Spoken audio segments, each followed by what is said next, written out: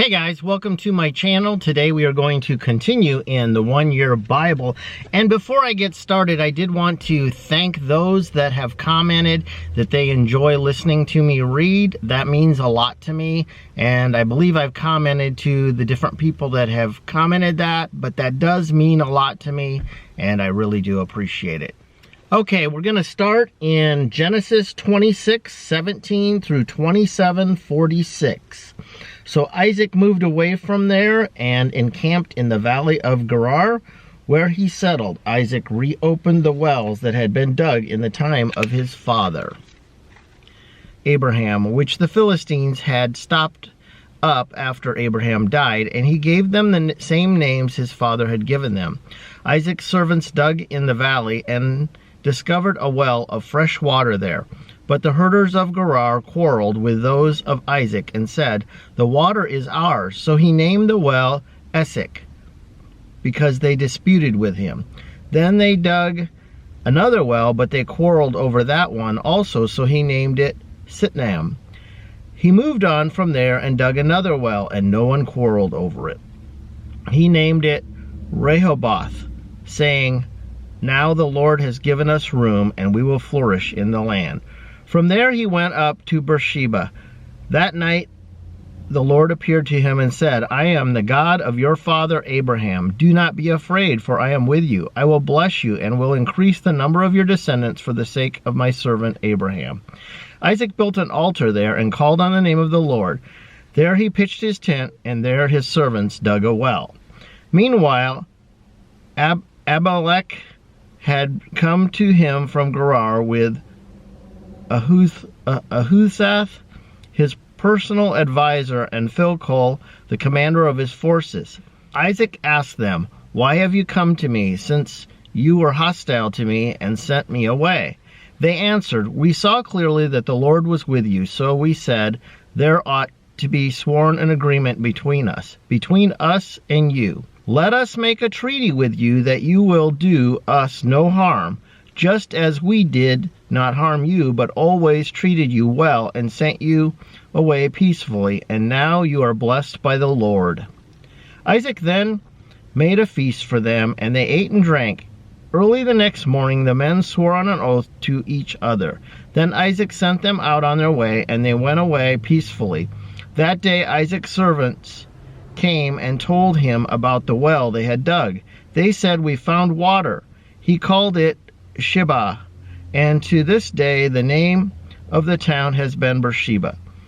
When Esau was 40 years old, he married Judith, daughter of Beeri the Hittite, and also Basemath, daughter of the Elon the Hittite. They were a source of grief to Isaac and Rebekah. When Isaac was old and his eyes were so weak that he could no longer see, he called for Esau, his older son, and said to him, "My son." "Here I am," he answered. Isaac said, "I am now an old man and don't know the day of my death.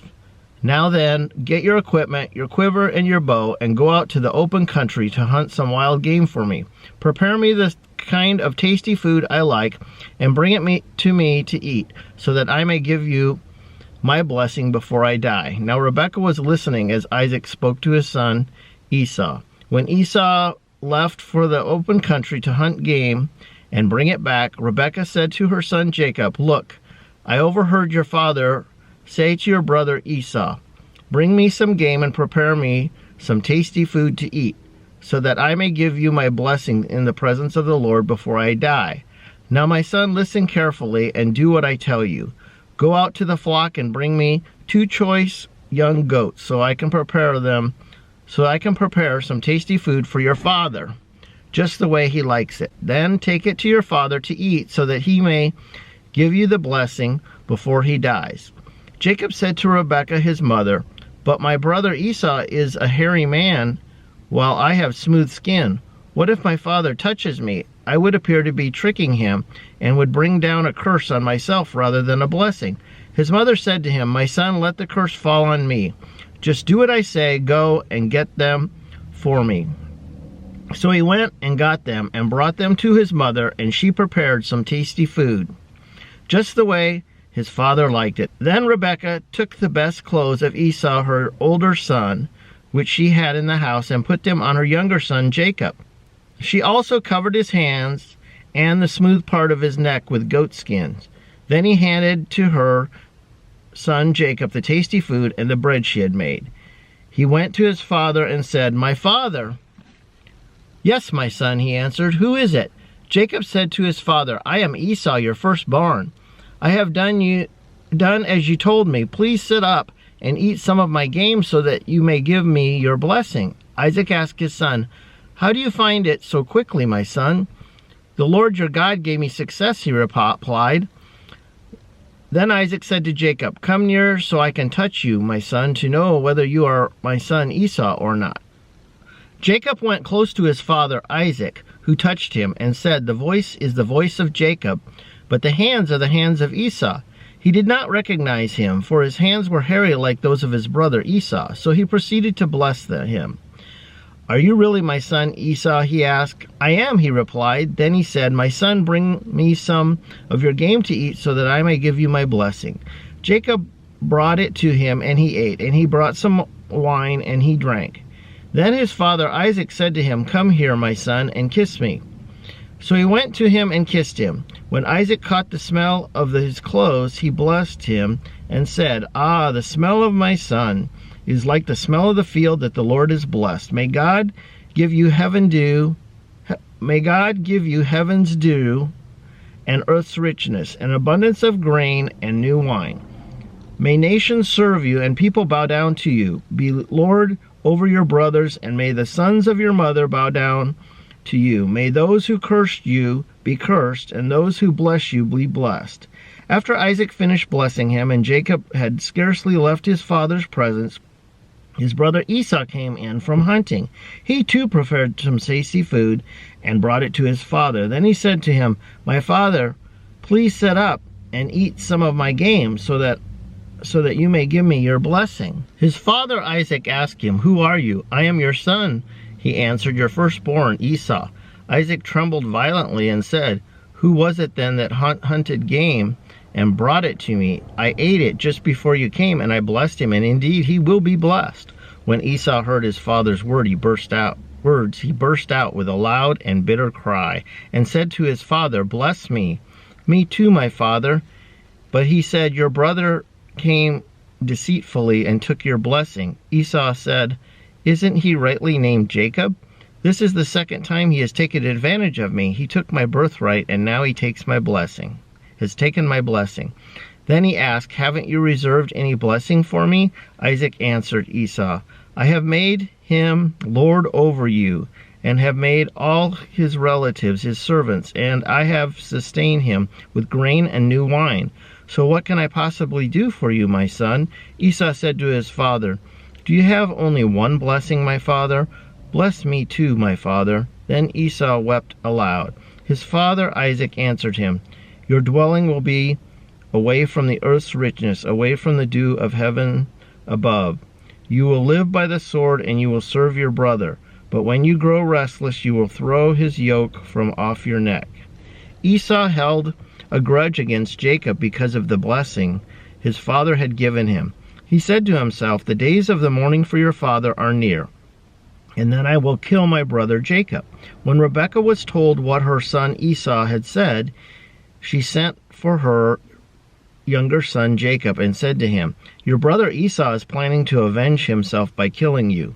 Now then, my son, do what I say. Flee at once to my brother Laban in Haran. Stay with him for a while until your brother's fury subsides. When your brother is no longer angry with you and forgets what you did to him, I'll send word for you to come back from there. Why should I lose both of you in one day?" Then Rebekah said to Isaac, "I am disgusted with living because of these Hittite women. If Jacob takes a wife from among the women of this land, from Hittite women like these, my life will not be worth living." Okay, now we're going to head over to Matthew 9, 1 through 17. Jesus stepped into a boat, crossed over, and came to his own town. Some men brought to him a paralyzed man lying on a mat. When Jesus saw their faith, He said to the man, "Take heart, son, your sins are forgiven." At this, some of the teachers of the law said to themselves, "This fellow is blaspheming." Knowing their thoughts, Jesus said, "Why do you entertain evil thoughts in your heart? Which is easier to say, 'Your sins are forgiven,' or to say, 'Get up and walk'? But I want you to know that the Son of Man has authority on earth to forgive sins." So he said to the paralyzed man, "Get up, take your mat, and go home." Then the man got up and went home. When the crowd saw this, they were filled with awe, and they praised God who had given such authority to man. As Jesus went on from there, he saw a man named Matthew sitting at the tax collector's booth. "Follow me," he told him, and Matthew got up and followed him. While Jesus was having dinner at Matthew's house, many tax collectors and sinners came and ate with him and his disciples. When the Pharisees saw this, they asked his disciples, "Why does your teacher eat with tax collectors and sinners?" On hearing this, Jesus said, "It is not the healthy who need a doctor, but the sick. But go and learn what this means. I desire mercy, not sacrifice, for I have not come to call righteousness, but sinners."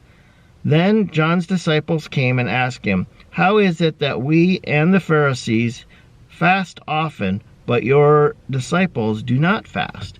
Jesus answered, "How can the guests of the bridegroom mourn when he is with them? The time will come when the bridegroom will be taken from them. Then they will fast. No one sews a patch of unshrunk cloth on an old garment, for the patch will pull away from the garment, making the tear worse. Neither do people pour new wine into old wineskins. If they do, the skins will burst, the wine will run out, and the wineskins then will be ruined. Now they pour new wine into new wineskins, and both are preserved." Okay, now we're going to read Psalm 10:16 through 18. "The Lord is king forever and ever. The nations will perish from his land. You, Lord, hear the desire of the afflicted. You encourage them, and you listen to their cry, defending the fatherless and the oppressed, so that mere earthly mortals will never again strike terror." And now we're going to read Proverbs 3:9 through 10. "Honor the Lord with your wealth, with the first fruits of all your crops.